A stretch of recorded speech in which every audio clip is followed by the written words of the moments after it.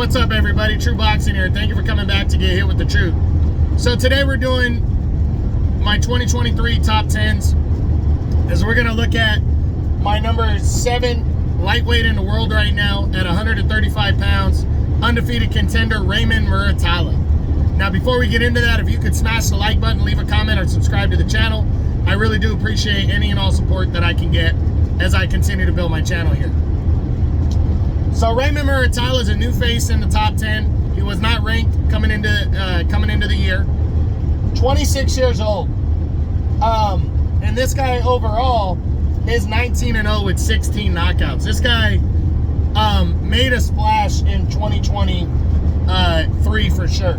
He started off taking on a guy named Galindo in March and knocked him out cold in 9 rounds to stay undefeated.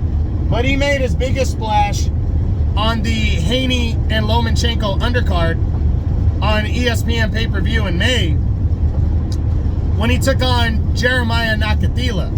Nakathila was a legitimate contender who had been in the ring with Shakur Stevenson and had knocked out Miguel Berchelt, the former top dog at junior lightweight, knocked him out the year before in 2022 impressively, and was a legitimate top 10 contender. Muratalla fucking wasted Nakathila, knocking him out in just 2 rounds on a big card. So that's statement right there. To me, I love that kind of stuff because you're fighting on a pressure card where you need to look good and make a statement, and he overachieved by a long shot, destroying the favorite Nakathila in just 2 rounds.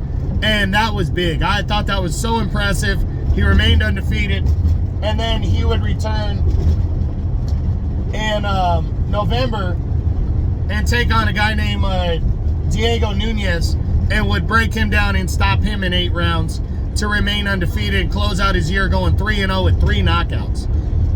His rankings right now is he is the WBC's number 4 contender and the WBO's number 7 contender. So Muratalla, in my opinion, really has a lot of opportunities in front of him if he decides to take them. Because Shakur Stevenson is also a top-ranked guy, and he just became the WBC lightweight champion of the world. A guy that I thought had a golden chance of fighting Shakur next was Jermaine Ortiz, and Ortiz is moving up to 140 to challenge Teofimo Lopez in February. So that took that off the table. Shakur Stevenson is dying to fight a legitimate opponent.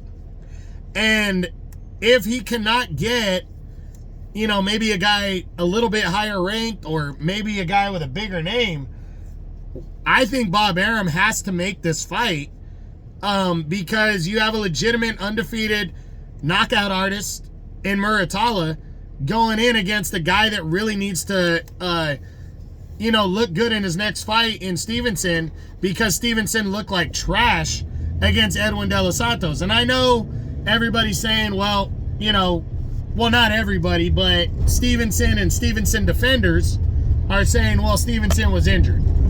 That, to me, that injury excuse only goes so far, because I think every fighter carries some kind of injury into the ring. And if you're really that injured to where you're going to hurt your career, then postpone the fucking fight. Stevenson was a number 1 ranked contender.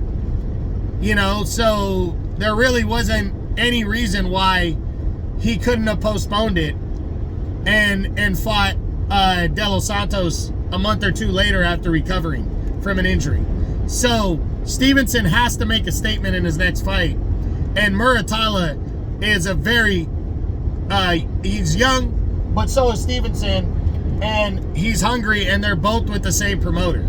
So I think, Bob Arum needs to be smart. I know he probably wants to build Muratalla up a little more, which I don't blame him, but he might not have an opportunity if he can't get Stevenson a big name opponent or bigger than Muratalla that fights for a different promotional company. If he has to roll the dice and just say, hey, I'm throwing Muratalla at you, then he might have to do that. But if it doesn't happen in the first half of the year, I think it could definitely happen in the second half of the year.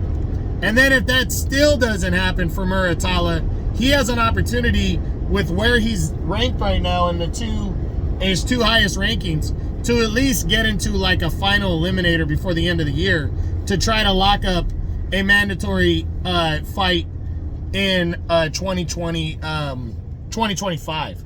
But he's young, he's hungry. We'll see what happens. He's made his splash. He's here at the table now. So I'm hoping he gets opportunities to continue to move up that ladder and prove himself. So that's it. That's my number 7 lightweight in the world right now at 135 pounds. Undefeated contender, Raymond Muratalla. As my 2023 top 10s continue. I hope you enjoyed the video. If you did, smash the like button, leave a comment, or subscribe to the channel. I appreciate any and all support. This is True Boxing. You've been hit with the truth.